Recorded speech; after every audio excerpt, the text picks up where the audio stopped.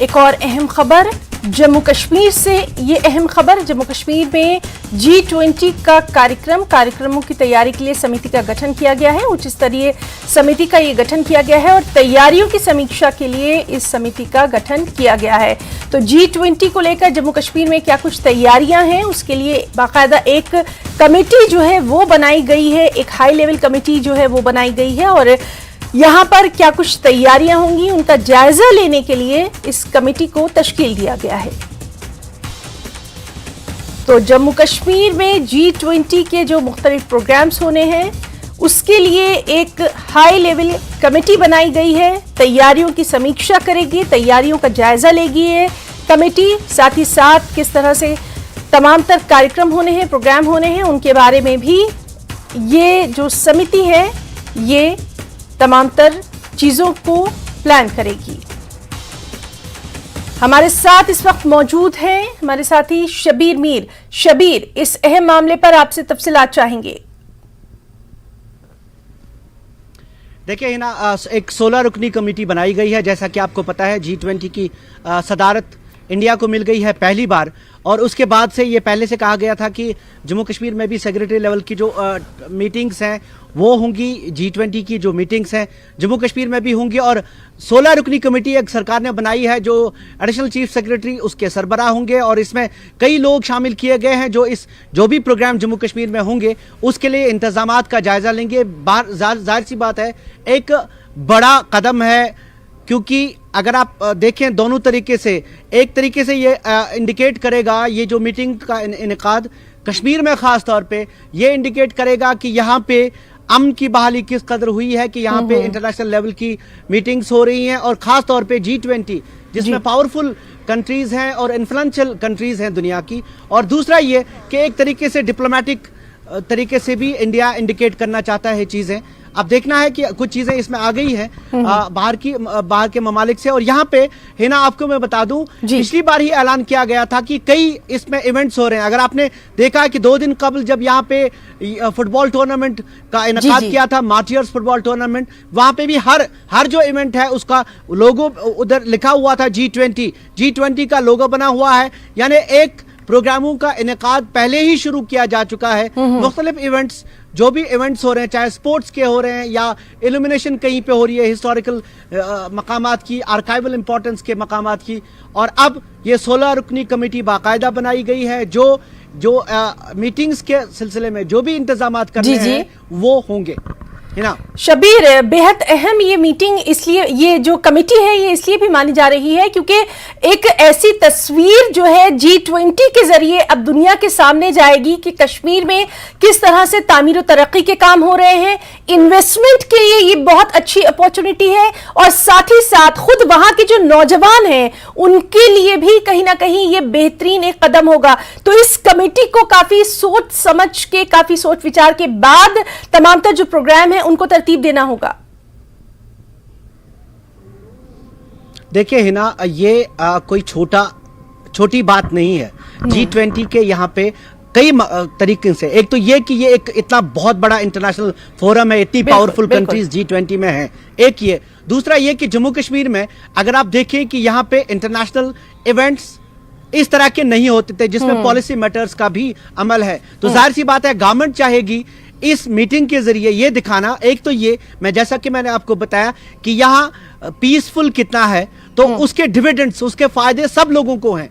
इतना ही नहीं कि एक पॉलिसी मैटर का फायदा है, एक तो पॉलिसी मैटर का फायदा है ही है। दूसरा ये कि जो यहाँ पे आप टूरिज्म की बात कीजिए, इसमें सेक्रेटरी टूरिज्म भी है। बिल्कुल, टूरिज्म की बात करें, अगर एक G20 मीटिंग यहाँ पे होती है तो एक मैसेज आता है कि कश्मीर जो है इट इज सेफ। जो एडवाइजरीज मुख्तलिफ ममालिक ने दी है कि यहाँ पे जी आप सफर मत कीजिए, वो खत्म हो जाएंगे। तो एक फायदा ये।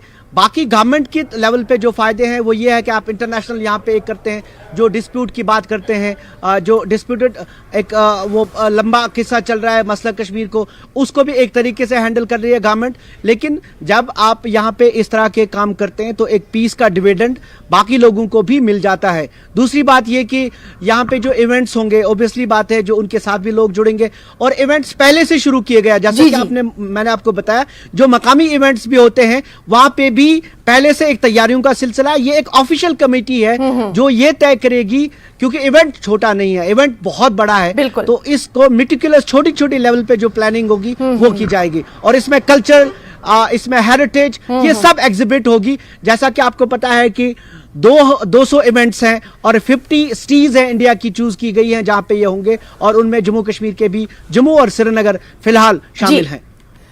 और शब्बीर, वहां पर इस अहम इवेंट को लेकर जो आम लोग हैं वो तो जाहिर सी बात है कहीं ना कहीं अपने आप को जुड़ा हुआ महसूस करेंगे ही। किस तरह का रिएक्शन जो है फिलहाल आपको नजर आया है? देखिए हिना, ये कई दिनों से इस पे बातें चल रही है, क्योंकि देखिए कश्मीर खास तौर पे एक ऐसा खिता है जहां पे सियासत बहुत चली है और ये कॉन्फ्लिक्ट एरिया है। कॉन्फ्लिक्ट एरिया को हर तरीके से लोग नजर बनाए रखते हैं। G20 का मतलब सिर्फ ये नहीं है कि यहाँ पे एक मीटिंग होगी, ये मीटिंग होगी, इसका सफारतकारी का, यानी अगर आप देखें इसका सफारतकारी का भी फायदा है, जो फॉरेन पॉलिसी है उसका भी फायदा है गवर्नमेंट ऑफ इंडिया को, उसके जरिए भी इंडिकेशन कुछ चीजें इंडिकेट की जाएंगी। और दूसरा ये है कि जो इवेंट्स होंगे, जाहिर सी बात है उसमें लोग जुड़ेंगे, कल्चरल इवेंट्स है या बाकी चीजें हैं, यहाँ के टूरिज्म को फायदा पहुंचेगा, यहाँ का हैंडीक्राफ्ट पहले से पूरी दुनिया में मशहूर है, लेकिन और ज्यादा उसके लिए रास्ते खुल जाएंगे। मैंने आपको आज ही मैं एक स्टोरी थोड़ी देर बाद न्यूज़ 18 पे चलेगी कि फीफा में अब की बार कैसे कश्मीर का शॉल वहां पे तोहफे के तौर पे लोगों को दिया गया, और उसमें गवर्नमेंट ऑफ इंडिया ने ईज ऑफ डूइंग एक्सपोर्ट के जरिए कितना आराम हो गया, और यहाँ के एक्सपोर्टर ने किस तरह वो फीफा तक पहुंचा दिया और वो तोहफे वीआईपी को मिले।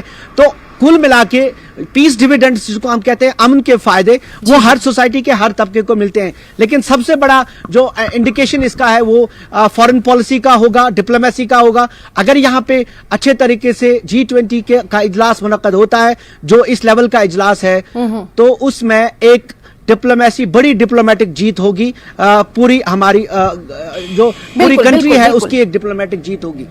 शब्बीर, एक बार फिर से हम आपसे जानना चाहेंगे कि ये जो कमेटी बनेगी, इसमें जो बनाई गई है, इसमें कौन कौन से अहम लोगों को शामिल किया गया है, इसके बारे में अगर कोई जानकारी आप दे सकें एक बार फिर से।